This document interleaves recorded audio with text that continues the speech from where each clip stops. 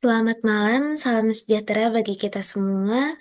Perkenalkan, nama saya Devida Nur Fatimah yang akan menjadi moderator dari kelompok 38 dalam presentasi hari ini. Yang terhormat, dosen pengampu mata kuliah Metode Penelitian Akuntansi, Bu Mutiara Rizky.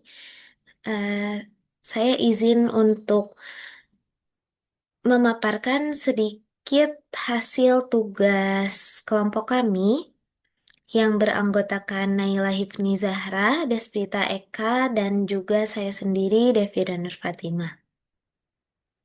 Adapun pada hari ini, kelompok 38 akan sedikit menjelaskan mengenai hasil tugasnya yang berjudul Analisis Pengaruh Pengendalian Internal COSO terhadap Efektivitas Pencatatan Piutang pada UMKM Taliati Tasikmalaya.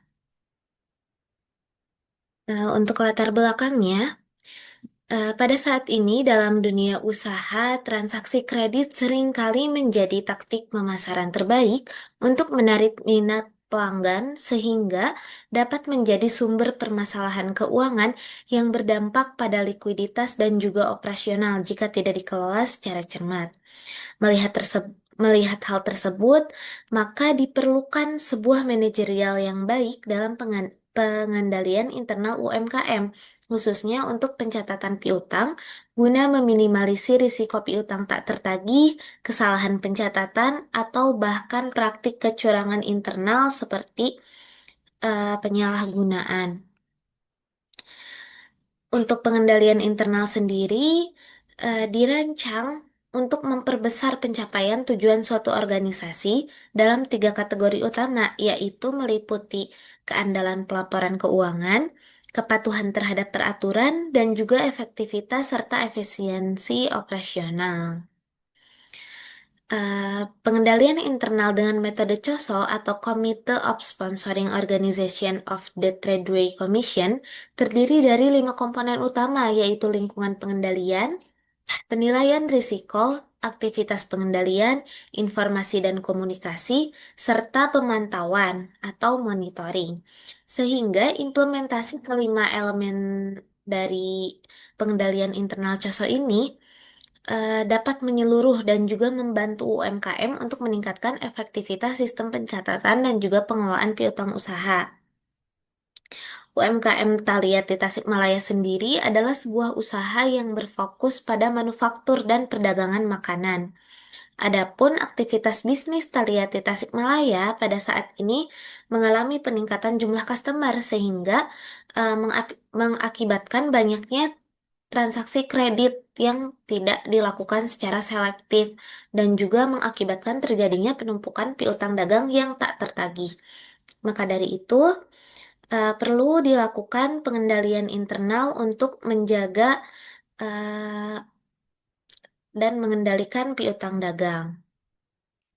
Adapun rumusan masalah yang sudah ditetapkan terbagi menjadi 3 masalah. Yang pertama yaitu bagaimana penerapan komponen pengendalian internal berdasarkan kerangka COSO pada UMKM Taliati di Tasikmalaya. Masalah yang kedua yaitu sejauh mana sih pengendalian internal berbasis COSO berpengaruh terhadap efektivitas pencatatan piutang pada UMKM Taliati Tasikmalaya.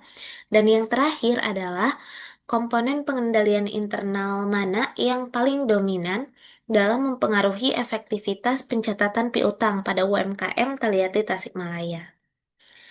Adapun batasan masalah dalam penelitian kali ini, yang pertama adalah penelitian ini hanya difokuskan untuk mencari pengaruh pengendalian internal berdasarkan 5 komponen kerangka COSO.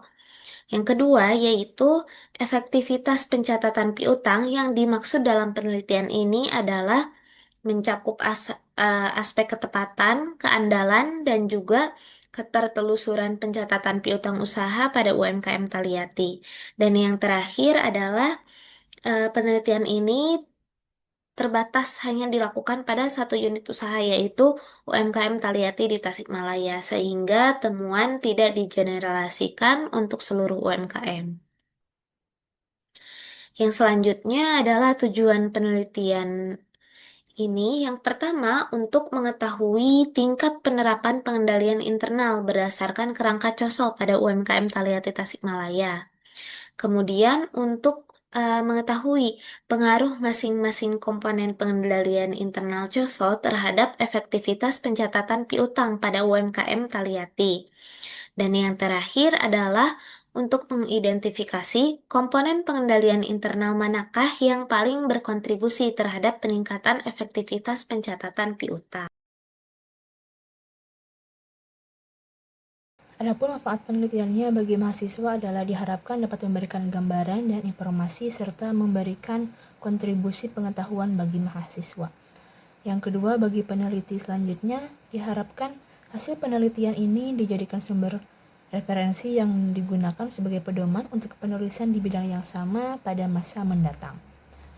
Lalu bagi UMKM, penelitian ini diharapkan dapat memberikan wawasan yang berharga bagi UMKM, terutama dalam hal pencatatan piutang. Lalu ada metode penelitian, jenis penelitian yang digunakan adalah kuantitatif, deskriptif, asosiatif. Data penelitian tersebut kuantitatif karena berasal dari kuesioner yang menggunakan skala Likert yang kemudian dikonversi ke data numerik.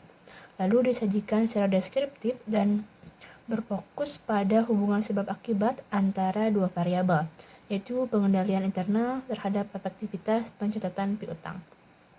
Maka pendekatan ini bersifat asosiatif kausal, dan untuk hipotesisnya yang pertama adalah hipotesis 0, tidak terdapat pengaruh yang signifikan antara pengendalian internal berbasis COSO terhadap efektivitas pencatatan piutang pada UMKM Taliati Tasikmalaya.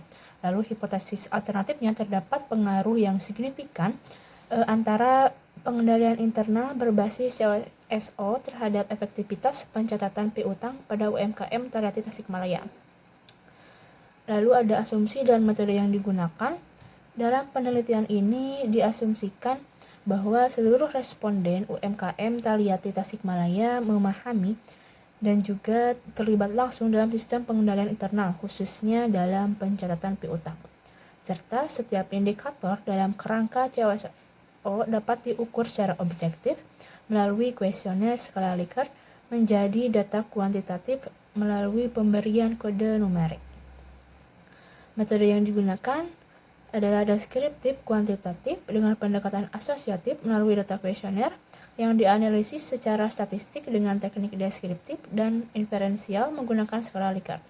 Data yang telah dikodekan kemudian diolah untuk mengetahui pola hubungan antar variabel serta besarnya pengaruh variabel independen, yaitu pengendalian internal COSO terhadap variabel dependen, yaitu efektivitas pencatatan piutang. Lalu alat dan bahan yang digunakan, yang pertama ada alat yaitu kuesioner, di mana disusun berdasarkan 5 komponen kerangka COSO dan efektivitas pencatatan piutang. Lalu yang kedua ada laptop atau komputer untuk mengetik, menyusun dokumen penelitian, membuat kuesioner, serta mengolah dan menganalisis data. Lalu yang kedua Microsoft Excel dan SPSS digunakan untuk menginput dan menganalisis data kuantitatif seperti menghitung nilai rata-rata, persentase, serta uji validitas dan reliabilitas. Lalu ada Google Form untuk penyebaran kuesioner secara daring menggunakan Google Form dapat menjadi alat bantu yang efektif untuk mengumpulkan respon yang secara otomatis. Lalu untuk bahan ada daftar pertanyaan kuesioner dan juga dokumen penunjang dari UMKM seperti laporan piutang, SOP, akuntansi, atau dokumen internal lainnya.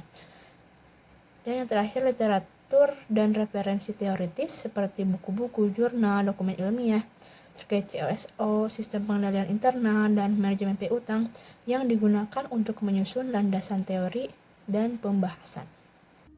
Baik, selanjutnya ada operasional variabel dan cara pengukurannya. Pada penelitian ini terdapat dua variabel, yaitu variabel X dan variabel Y. Yang mana variabel X-nya itu ada pengendalian internal berdasarkan COSO atau Committee of Sponsoring Organization of the Tradeway Commission, dan ada juga pencatatan piutang untuk variabel Y-nya. Nah, di indikator pengendalian internal ini terdiri dari 5 komponen. Yang pertama, lingkungan pengendalian. Yang kedua, penilaian risiko. Dan yang ketiga, aktivitas pengendalian. Yang keempat, ada informasi dan komunikasi. Dan yang terakhir, adanya pemantauan atau monitoring.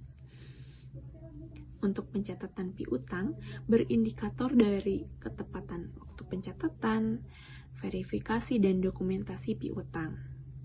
Namun untuk skala ukur dari pengendalian internal dan pencatatan piutang ini sama menggunakan skala Likert 1-5.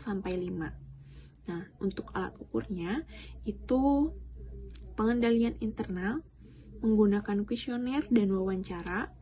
Untuk pencatatan piutang itu ada kuesioner dan observasi. Baik, selanjutnya ada teknik pengambilan sampel. Dalam penelitian ini, peneliti melakukan penarikan sampel kepada individu yang memahami sistem pengendalian internal dan alur pencatatan piutang, yaitu pemilik usaha, bagian keuangan, dan staf administrasi.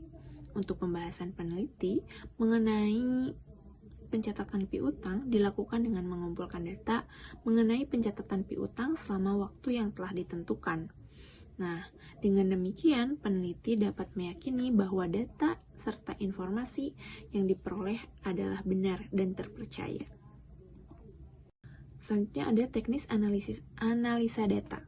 Jenis analisis yang digunakan dalam penelitian ini adalah analisis deskriptif, kualitatif, dan kuantitatif.